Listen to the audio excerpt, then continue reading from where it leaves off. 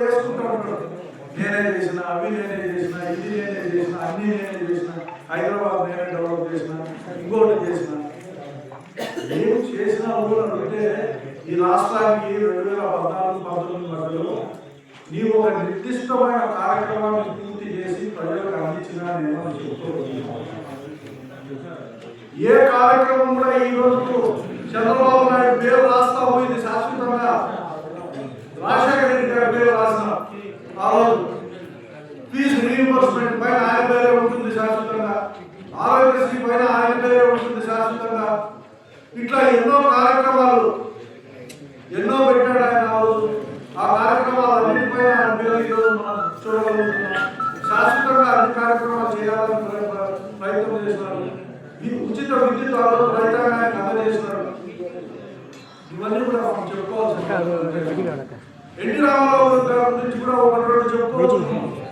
ఏదో ₹2 కిలో బియ్యం పెట్టాడు, ఇంకోటి పెట్టాడు కూడా మనం చెప్తా ఉంటాం. ఆయన పేరుతో ఆ రోజు శాశ్వతంగా లిఖించబడినాయి. ఈ రోజు చంద్రబాబు నాయుడు గారికి 14 సంవత్సరం ఈరోజు అధికారం ఇచ్చింది ఈ రాష్ట్ర ప్రజలు.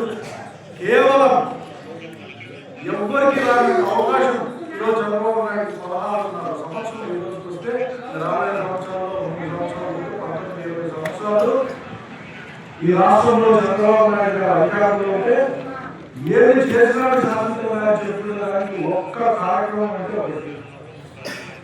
ఇండస్ట్రీస్ వస్తూ ఉంటాయి, పరిశ్రమలు వచ్చేదానికి ప్రభుత్వాలు ఎన్నో తోడ్పాటు చేస్తూ ఉంటాయి.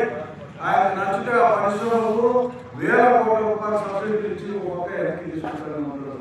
డబ్బులు ఆయన తీసుకునే కార్యక్రమం ఎందుకు? ఇంత అధికారం ఇచ్చి 16 సంవత్సరాలు 15 సంవత్సరాలు ముఖ్యమంత్రిగా ఉండి ఈ ప్రజలకు శాశ్వతంగా సేవ చేసే అవకాశం మీకు ఇస్తే ఈరోజు కూడా అబద్ధాలు చెప్పి కూటములు కట్టి అధికారంలోకి వచ్చిన తప్పనించి ధైర్యంగా నేను ఈ పని చేసిన కాబట్టి నా ఓటు ఏంటి అని చెప్పే శక్తి సామర్థ్యాలు మీకు ఉన్నాయా? నరేంద్ర మోడీ గారిని విపరీతంగా పొందుతారు, విపరీతంగా పెడతారు. పెద్ద సమయం కూడా ఒక 5 సంవత్సరాల్లోనే ఆయన పొందుతాడు, 5 సంవత్సరాలు తిట్టేస్తాడు. ఏ కాలానికి ఆ కాలం, ఏ ఎండకాడు, ఏ గాలివాటం ఉంటే ఆ గాలివాటం. ఇటువంటి రాజకీయ వేళ ఈరోజు ముఖ్యమంత్రి చంద్రబాబు నాయుడు గారు ఏదో తెలిసి తెలియక మనం మర్చిపోయో మనకు మతిమరపొచ్చో ఆయన చెప్పే అబద్ధాలన్నింటినీ మర్చిపోవడము, తిరిగి ఏదో ఆయన పెద్దగా వృద్ధి ఈ 99 రూపాయలకి మాట వేస్తామంటే మన సోదరులు నాతో పాటు చాలా మంది తాగే వాళ్ళు ఉంటారు. వాళ్ళందరూ కూడా ఆశపడ్డారు 99కే వస్తుంది. ఆఖరికి ఆ 99 ఏమైంది వస్తుంది లాస్ట్ పంపించడంతో తయారు చేసి పేరు కాదు ఏమీ మిగలవు. ప్రజలపైనే పేదరికంలో ఉండే మనందరూ మన పిల్లలను చదివించుకునే ప్రయత్నం ఒక చేస్తాం.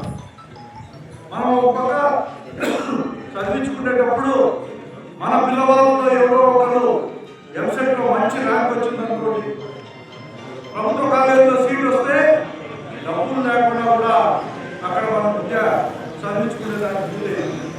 ఏ రోజైతే ఈ రాష్ట్రంలో సీట్లు తగ్గిపోతాయో ఆ రోజు బయట రాష్ట్రాలకు పోవడము, ప్రైవేట్ కాలేజీల్లో డబ్బులు కట్టి డొనేషన్లు పెట్టి మనం చదువుకునే స్థితి ఉండేది.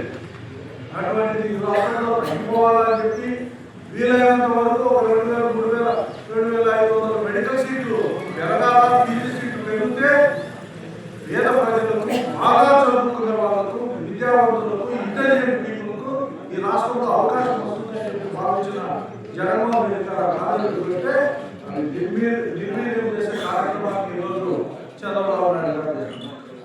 ఓ పక్క అబ్బా కొడుకులు పోగొట్టుకునే దానికే సరిపోతారు ఈ 15 నెలల నుంచి. ఈ 15 నెలల్లో నేను ఒకటి గమనించున్నాను, మీ అందరూ కూడా గమనించుంటారు, పేపర్లలో చూసింటారు. ఏ రోజైనా జగన్మోహన్ రెడ్డి చేసి ఈ మంచి పని చేసినారని ఆంధ్రజ్యోతి రాసినాయి.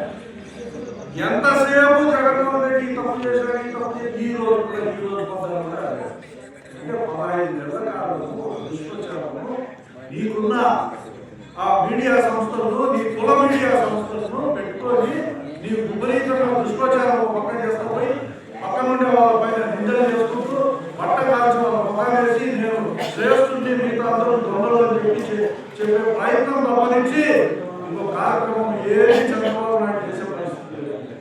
ఈయన ప్రపంచంలోనే మేధావిని ఆయన చెప్పుకుంటూ పోతాడు.